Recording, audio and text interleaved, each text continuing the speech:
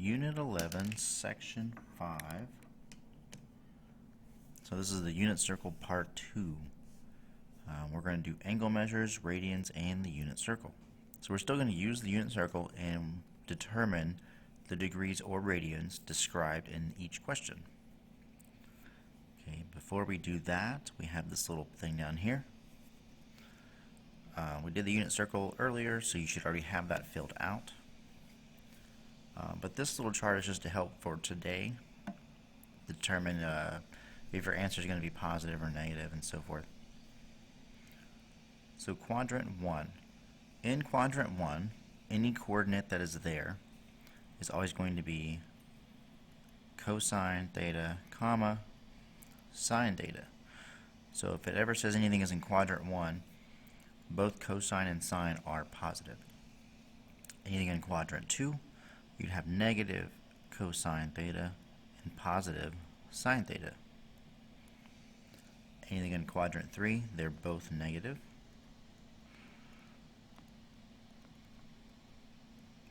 And then 4, we have positive cosine theta and negative sine theta.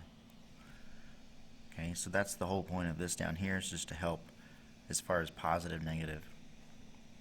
Because there are some of these where they could end up being the same answer, but be in opposite quadrants, right? So that's why I felt this might help. And also you're going to need the unit circle, which we've already done. Alright, number 1, determine the angle measure of the angle in quadrant 2 where cosine theta equals negative 1/2. So if we look at the unit circle that we have drawn, or if you have one somewhere else, we know that, okay, first off, quadrant 2 is going to be in this area right here, right? Because here's quadrant 1, 2, 3, 4. Alright, so we know we're in quadrant 2 because it tells us. Now cosine, remember cosine is x, sine is y. So if you have the unit circle, you simply on this one need to look for where x equals negative 1/2. Okay, so we have points on our unit circle, right? So if you have the unit circle, you should have something like this. And then we have x, y values, so we did all that. So which one, or where does x equal negative 1/2? Well, that's up here at this point, because you'd have negative 1/2 square root of 3 over 2, right? So where that angle is, you just want the angle measure, which is degrees. Okay, the angle measure for that specific angle is simply 120 degrees. That's all this one's asking for, and because it asks, or it gives you cosine, that's just x. If it gave you sine, it'd just be y. So if it ever says cosine, sine, these are fairly simple, because you just look for the answer on the circle and write the radians or degrees of what it asks for. So for number 1, that's all we do. Okay. Determine the radian measure of the angle in quadrant 4 where cotangent equals negative 1. Okay, so if we have quadrant 4, we're going to be somewhere in here. Because here's 1, 2, 3, 4, right? Now, cotangent. Cotangent is neither x or y by itself. Remember, cotangent is actually x divided by y. So if I want x divided by y to equal negative 1, you got to think, what is the only way I can have anything divide and equal a 1, much less negative 1? To equal 1, you have to have something divided by itself, right? So we have to have the same thing on top and the same thing on bottom, and to be negative, only one of them has to be negative. Okay, so again, we have quadrant 4. We have points that we know on the unit circle. You know, there's only the 5 there. So which place or which point on here is x and y the exact same, but only one of them is negative? Okay, that would be this middle one right here, because you would have square root of 2 over 2 and negative square root of 2 over 2, right? That's my coordinates. So if I divide those, that's x divided by y. You'd have square root of 2 over 2 divided by negative square root of 2 over 2. See how it's the exact same thing?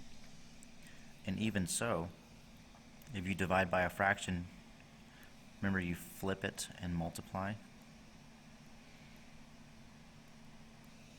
So if I'm multiplying, this is where it gets kind of interesting. These reduce to 1 and 1. 2 and 2 reduce to 1 and 1.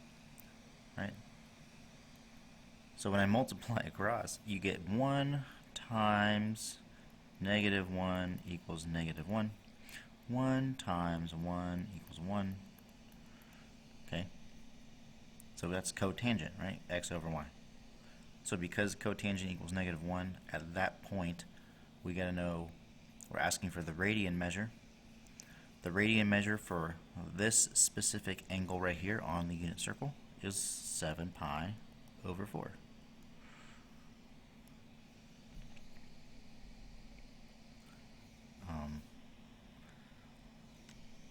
Again, that might seem very simple, very easy, but I would definitely go through the homework and look, because they are different. A lot of different questions.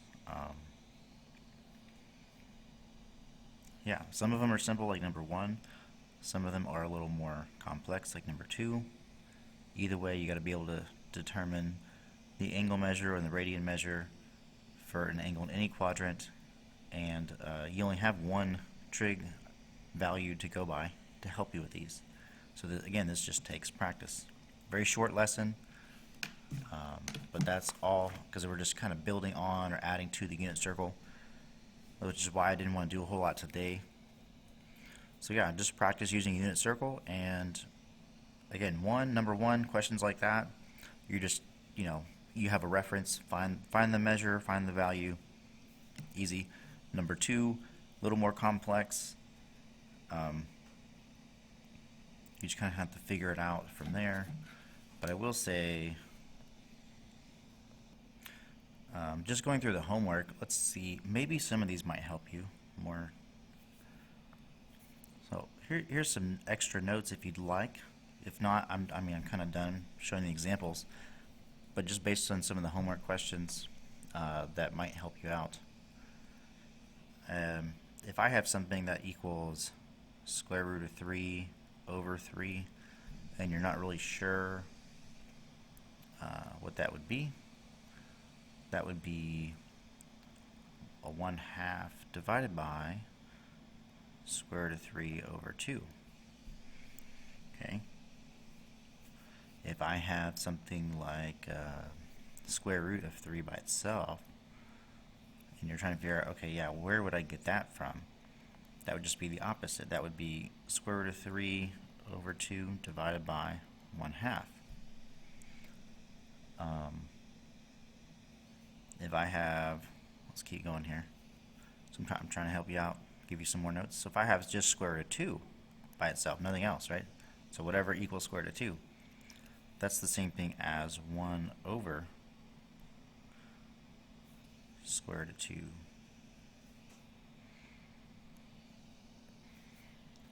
which would then end up, if you keep doing this, you'd end up with square root of 2 over 2 like that.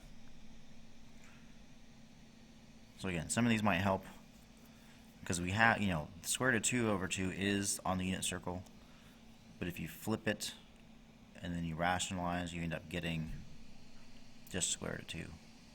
Okay. Another one, let's see here. We have negative 2.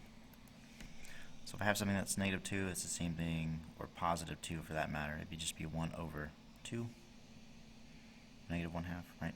That's just flipped. Let's see, I already did square root of 3 over 3. I'm just trying to go through and make sure you have as much help for this assignment as you can. Ooh, there's a good one. If I have 2 square root of 3 over 3,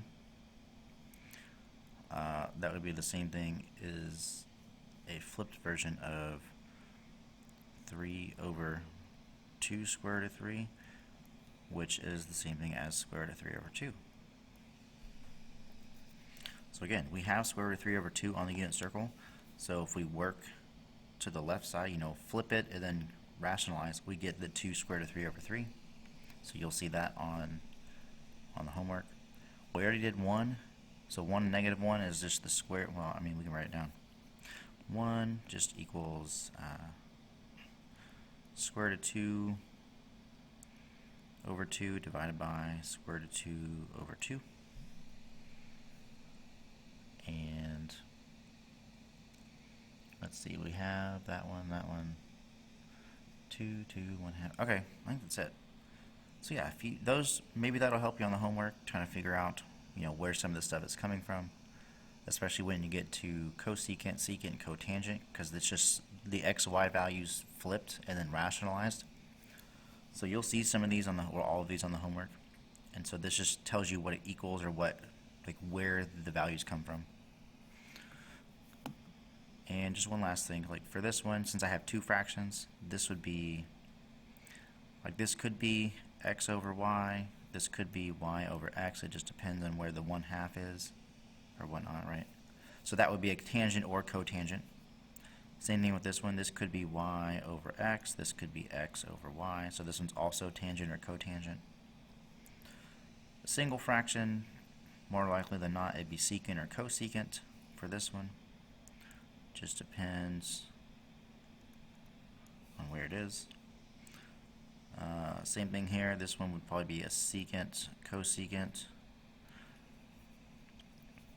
And of course you would start with cosine or sine on this, depending on where it is. Right? Same thing here. Equals, equals.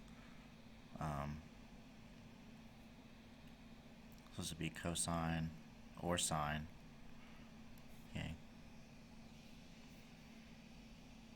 Y over x, x over y. So it could be sine over cosine, cosine over sine. So this could be cotangent, and this could be tangent. You just don't know.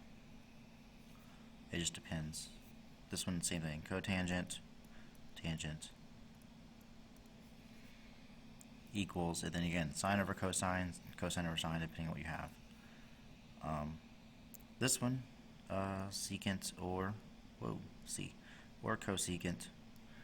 And again, equals, you go cosine, sine, just depends on where it is, where it starts. And again, this was a, you know, fraction over fraction, so this one has to be a cotangent or tangent, which again would be y over x or x over y. So sine over cosine, cosine over sine. Hopefully that helps.